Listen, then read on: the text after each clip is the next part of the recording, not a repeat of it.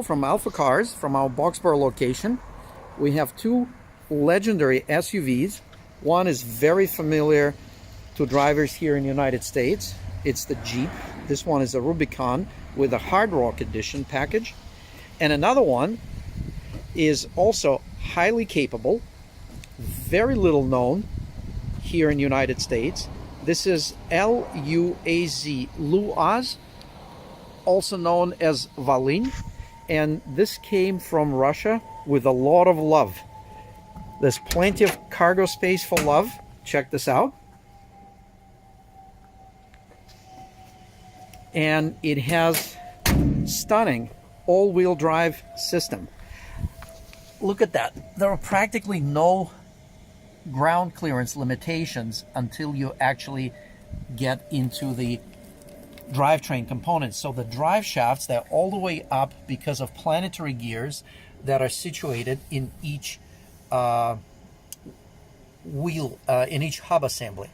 And then the final drive, the rear differential, the transfer case, they're actually bolted to the unibody and they're connected by a tube, and a drive shaft runs inside the tube, so you don't actually see the spinning drive shaft. It's protected by this tube.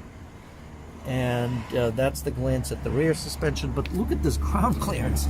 It is unreal. There's nothing on the way. So this car is highly, highly capable. And we're going to show some functionality, features, so that whoever is going to operate this vehicle, they know how to turn things on and off. The coolest thing is the heating system. That's a very special topic. But let's get it started. Our top technician, Andrew, he is going to help us, and he knows this car very, very well. So let's get in, let's get started. There are a lot of levers. We're going to learn which one is which and what it does. So it has an air-cooled engine located in the very front.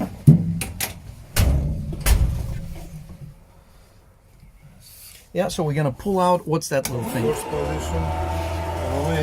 Oh, that's for the what? For the. It's for heat. Oh, okay. So it starts to heat up. Look at that thing. It actually is heating up electric. So it's using electricity to warm up an element, a heating element. And then it's going to ignite a gas-powered heating system. So there's an electric pump in the engine compartment that pumps gas into the heating system. And then that gas gets burned and ignited, and then we can start the heat. Is it? No, it's heat. It's second position. Okay, so the first position, you pull out the switch. Yeah, right. You pull out the switch, you wait for what, about a minute? Yeah, it's 20 seconds. 20 seconds to a minute, and then you pull out second position, and then you start. Wow, it's actually warm. It's very warm very quickly. So you don't have to have your engine running. It's a fully independent heating system. Yeah, so we have a low battery, but let's get the engine started. Yeah, it starts right up. And let's talk about these levers. So we have forward reverse gears right here. That's neutral. So that's neutral. First is, the first is down this way. Oh, that's great. Second is up. Third is down and to the right and down, and the fourth is up, and then the reverse gear. We have a parking brake we're going to lower. Yeah. And we're going to go around the building. Yep, the reverse is, I love how the engine runs. Yeah, and this thing can go almost anywhere where common sense can take you.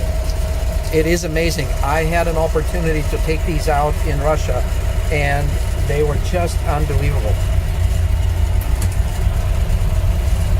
Wow, the heat is awesome. It took no time. Yeah, it shifts beautiful. Let's go on the grass. Yeah, let's just go up there.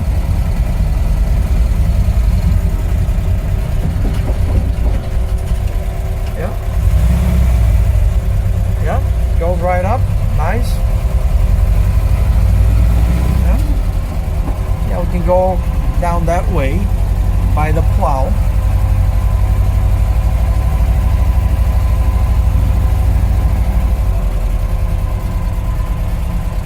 Yeah, this thing is awesome.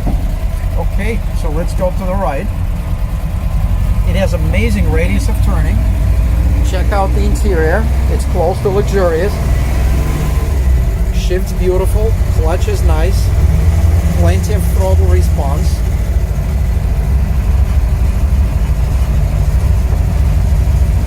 So let's talk about this other lever. What does this do? It's to put it in four-wheel drive? Right now just front-wheel drive. Okay, so if it's two-wheel drive, it's front-wheel drive. That's great to know. Yes. Need to be neutral. So then we put it in neutral. And go to this for four-wheel drive. So now when you pull it back, it connects the rear axle into four-wheel drive. Drive like...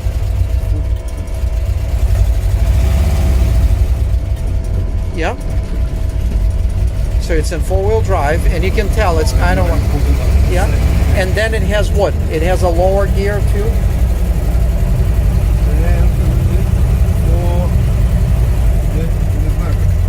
Okay. Okay, so the low range, yeah. Right. And move it, yeah, we need to move the vehicle a little bit sometimes. Yeah, maybe. Yeah, we need to put it in gear. Okay, so we need to engage that, yeah. Yeah, now we engage it.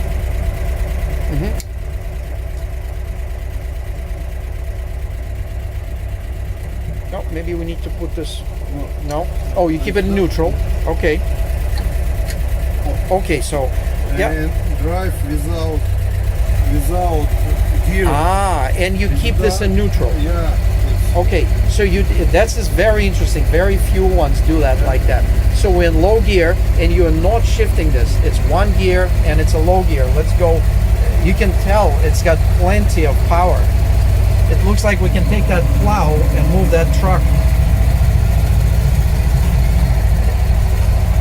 Yeah, let's go that way. Oh, I love this heating system. It's so comfortable. And plus this lock. Oh, there's one more lever. Check that out. So this one is to lock all differentials, right? So now when we put this up, what we have low gear, and all the wheels, everything is locked up. So we can probably crawl up that hill. But since this vehicle is actually sold, we're not going to do that, but I'm sure we can go up that hill like easy.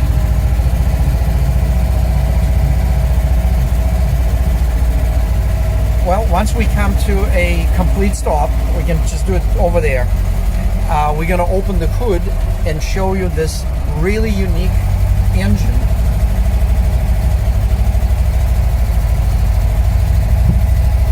Yeah, it feels like we're on tracks. So let's talk about gauges a little bit. We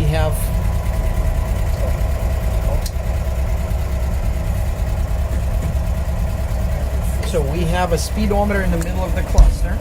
Yeah, we got it out of all gears. You definitely know when you have it in or out of the gear. So we have the speedometer in the middle. It only has 10,000 kilometers, which is about 6,000 miles. We have the fuel gauge on the left. We have the engine temperature, it's air-cooled, on the left on the bottom. We have the gas. And for the next owner, the gas gauge is not something we can trust, correct? The gas gauge is hit and miss? Yeah, okay, sometimes. So the next owner would have to get adapted to the gauge, because the gauge is not going to get adapted to the owner. And then we have the amp meter, which shows that we're consuming power, we're not producing power, and the reason is because we're idle, so the engine speed is low, and we're running the heater, which uses battery power. But we checked everything, the charging system works great. So we're all set here. Let's shut it off. And look at these doors. You have the slider windows. You can slide this back and forth. And check out how cute this is. It's incredibly cute. And as Andrew is gonna walk out from the vehicle, you can gauge the size of the vehicle. Check that. It's a very small, very effective, very high quality. This one, it's maybe one of the nicest LuAZs that is still in existence. By the way, here's the famous heating unit. I love this. We just updated hoses. We use German claps. We use German European hoses. And then you have a special separate exhaust. And you have a fuel feed that comes from this pump. This is electromagnetic pump. And then it feeds the fuel into the pump. And then from the pump to this carburation unit, which then injects the fuel into the combustion chamber, where it gets ignited. It gets ignited right there. And here is the it's not a spark, but it is the igniter. This is the one that gets warmed up by electricity for like 20-30 seconds in the beginning. And then the warm air gets pushed into the cabin, and then you control it right here. There is also an exhaust pipe, and you're not wasting any exhaust because the exhaust gets fed into that distribution diffuser, and then it warms up the bottom of the engine. And you really need it in the winter, but you don't need it in the summer, so you can actually turn that off, and now you're not heating up the engine. Speaking of the engine, it's an air-cooled V4, legendary engine in the former Soviet Union because it was also used in what was known as Zaporozhets, ZAZ, and it's fully air-cooled, except in the ZAZ, in the Zaporozhets, it was in the back of the vehicle. So here we have the coil, 4-cylinder engine, so you see distributor right there, a very simple, cute carburetor that Andrew just overhauled for delivery because it's set for 4 or 5 months. It's set in our showroom with other actually 2 dozen of Russian collectibles. And we have here our voltage regulator. We have the 12-volt plug right here on the wall. We have a clutch cylinder, and we have 2 more cylinders because this has a truly separated military-style braking system where you have 2 braking systems running off of 1 brake pedal. We have mechanical louvers that a driver is able to adjust. We have a massive ground strap, something is very, very important. We have plenty of undercoating that were applied from the factory. It is a high quality vehicle. And the best thing about this vehicle, that it has practically no rust. Anything you see is a very light surface rust, if any. Most of these were driven into 4-wheel drive to the places where you don't think people should be driving vehicles, and that's why there's not much left of them. But this is a very fine example, and the best news is that it found a great home in Idaho in United States. So it's going from our AlphaCar collection of Soviet-era Russian vehicles, and it's being sold. It's actually sold, and we just did our pre-delivery service. Andrew completed it. Thank you very much. Yep. I know he's very sad, and our team, we're all very sad to see this go, but we needed to make some room in our new location in Spencer, where we had 2 dozen of Russian collectibles. Right now we're down to 18 cars, and unfortunately we still need to keep going, and we're gonna sell probably another 10 vehicles. But they were all original vehicles. No previous bodywork restorations. They're just all original vehicles. Check this out. So we thank you for spending the time on our YouTube channel. If you like us, please make it known for our other viewers. And you had a pleasure of checking out 1990 LuAZ 969M. The letter M means it's modernized. And this is an amazing all-wheel drive vehicle with locking drivetrain, so everything gets locked, and planetary torque distribution at the wheel assembly, just like on the Hummer H1. So thanks again, and we'll see you soon on our YouTube channel at AlphaCars, and this is our Boxborough location.